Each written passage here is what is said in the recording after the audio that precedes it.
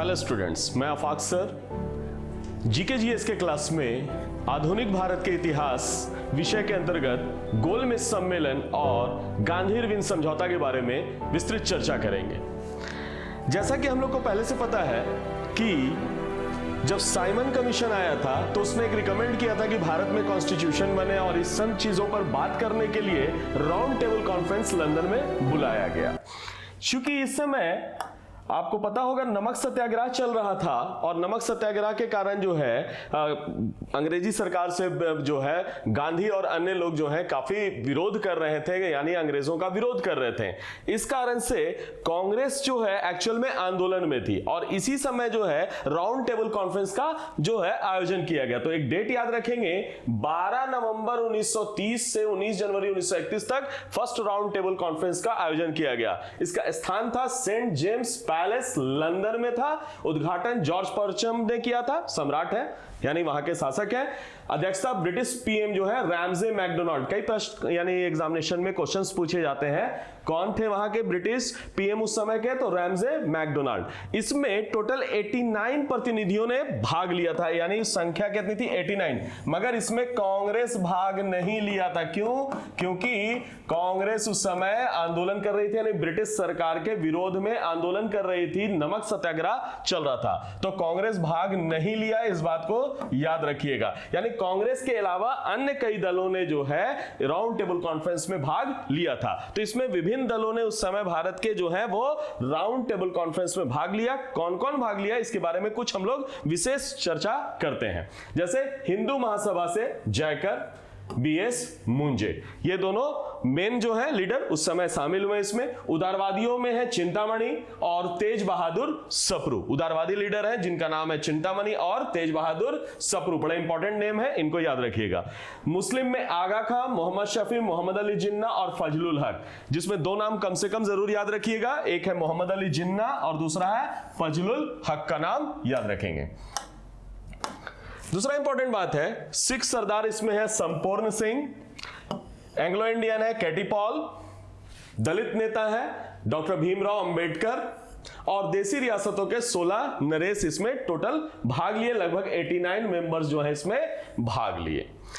अब याद रखने वाली बात यहां पर है कि भाग तो लिए, सभी लोगों ने विस्तृत चर्चा तो किया, इसका उद्घाटन भी हुआ, जॉर्ज पंचम ने किया, मगर इसमें चर्चा में जो है दो मुद्दे बड़े प्रमुख आ गए। एक आ गए दलित क्षेत्र के पृथक निर्वाचक मंडल की बात, जैसे मुस्लिम जो नेता है उन लोगों ने मुसलमानों के पृथक निर्वाचन मंडल की जो है बात उठाई, तो दलितों ने भी जो है क्या किया कि वहां पर पृथक निर्वाचन मंडल की मांग की, सेपरेट की, जिसको लेकर जो है क्या हो गया, विवाद हो गया और सांप्रदायिकता के कारण जो है फर्स्ट राउंड टेबल कॉन्फ्रेंस जो है वो सफल नहीं हो पाया। और उसके पीछे एक बड़ा रीजन ये भी माना जाता है कि उस समय की सबसे बड़ी दल भारत की कांग्रेस, इंडियन नेशनल कांग्रेस, वो इसमें भाग नहीं ली थी और वो भारत के भविष्य का निर्णय होने जा रहा था राउंड टेबल कॉन्फ्रेंस में, तो बिना कांग्रेस के सम्मिलित हुए ये सफल कैसे होता।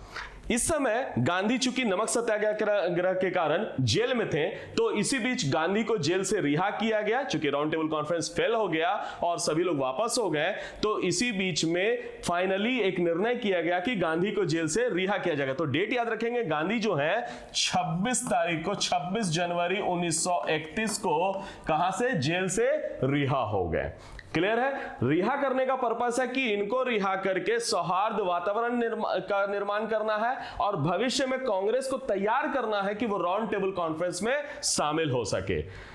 इसी बीच में गांधी जब छूटते हैं जेल से, तो दो व्यक्ति को याद रखेंगे, तेज बहादुर सप्रू, बड़ा इंपॉर्टेंट नाम है, याद रखना, तेज बहादुर सप्रू और जयकर, इनके प्रयत्न से गांधी और इरविन के बीच में एक वार्ता शुरू हुई। वो डेट है 17 फरवरी से और वार्ता कहां शुरू हुआ, दिल्ली में शुरू हुआ, जिसके कारण दिल्ली वार्ता भी हम लोग करते हैं। फाइनली समझौते पर सिग्नेचर हुआ 5 March 1931, date very very important. Gandhi और इरविन के बीच में एक समझौता हुआ 5 मार्च 1931 को। इसी को हम लोग कहते हैं, क्या कहते हैं, तो दिल्ली पैक्ट के तौर पर जाना जाता है, यानी यहां पर इनके पार यानी गांधी इरविन समझौता, दिल्ली समझौता के नाम से भी जाना जाता है।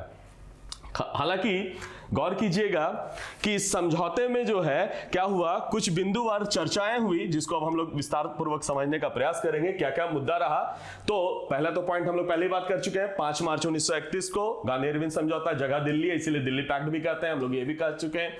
पहला पॉइंट है, चूंकि आंदोलन पहले चल रहा था नमक सत्याग्रह, इसलिए जो राजनीतिक बंदियों पर हिंसा के आरोप है उन्हें छोड़कर शेष को रिहा कर दिया जाएगा। यह बिंदु बड़ा इंपॉर्टेंट है, चूंकि आपको शायद याद होगा कि भगत सिंह, सुखदेव, राजगुरु, ये सब जो लोग हैं ऑलरेडी जेल में बंद हैं। एक्चुअल में क्या हुआ था कि बम कांड हुआ था, आपको शायद याद होगा। तो उस बम कांड के कारण उनको गिरफ्तार किया गया और उनके बाद जो है ये लोग जो है डिमांड कर रहे थे किस चीज का, राजनीतिक बंदी बनने, यानी का उनको दर्जा दिया जाए। हालांकि राजनीतिक बंदी का उनको दर्जा नहीं दिया जा रहा था, उन पर क्रिमिनल चार्जेस लगे हुए थे। और इसी कारण से जो है गांधी इरविन समझौता में यह पहला बिंदु रखाया कि राजनीतिक बंदी जो है जिन पर हिंसा के आरोप हैं उनको छोड़ा नहीं जाएगा, बाकी सबको छोड़ दिया जाएगा, जिसके कारण आगे चल के भगत सिंह और इन लोगों की फांसी हुई, जो हम लोग अभी चर्चा भी कर रहे हैं।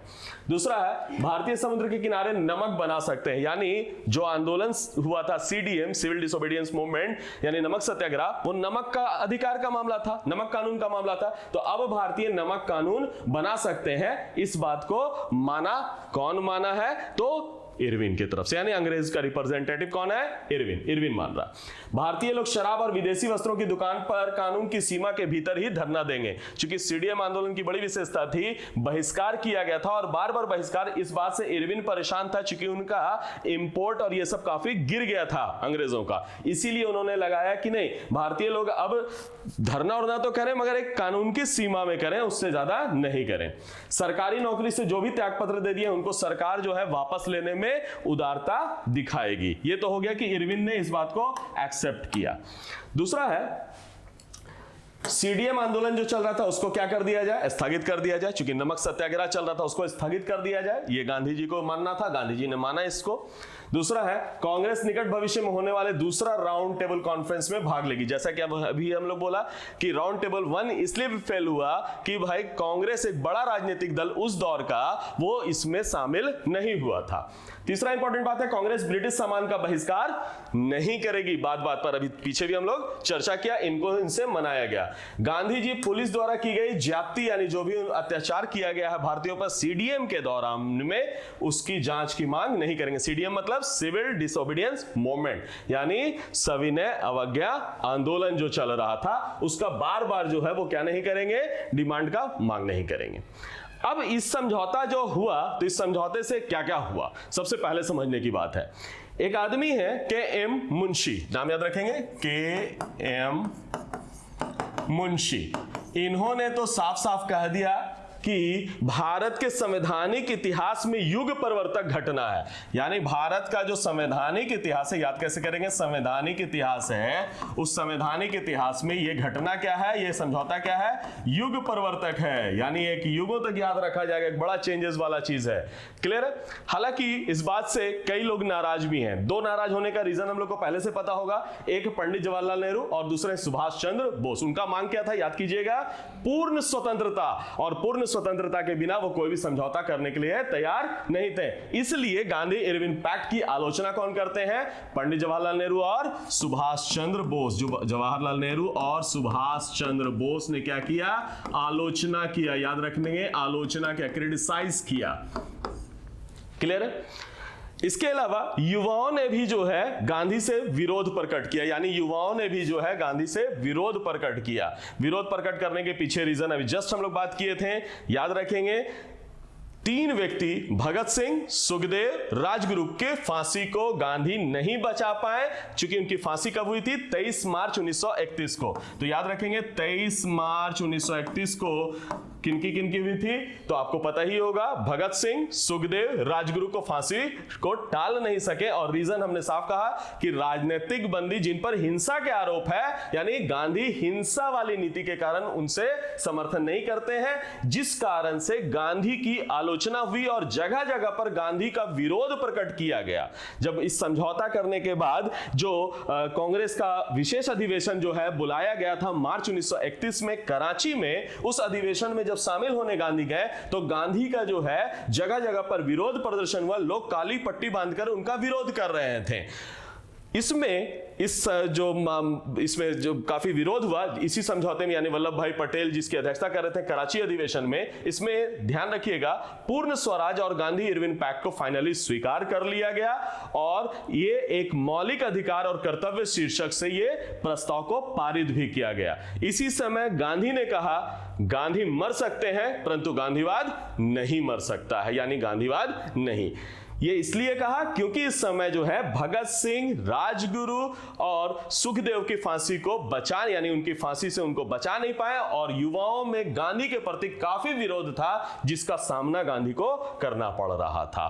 तो कुल मिलाकर कहा जा सकता है कि गांधी अपनी नीतियों से समझौता नहीं किए और गांधी जो है वो जिन पर जो चार्जेस था यानी कि भगत सिंह और इन लोगों को बचा नहीं पाए। और गांधी का ये मामला जो है इस कारण से, चूंकि लोगों का मानना था कि गांधी इरविन पैक्ट में अगर गांधी हठधर्मिता दिखाते हैं तो बचा लेते हैं, और इस कारण से आज भी लोग जो है गांधी को इस मामले में क्या करते हैं, उनको जो है सही उनका जो है निर्णय या डिसीजन को नहीं मानते हैं। हालांकि यहां पर जो भी घटना घटी है इस पर हम लोगों ने चर्चा किया है। आज का लेक्चर यहीं तक, धन्यवाद।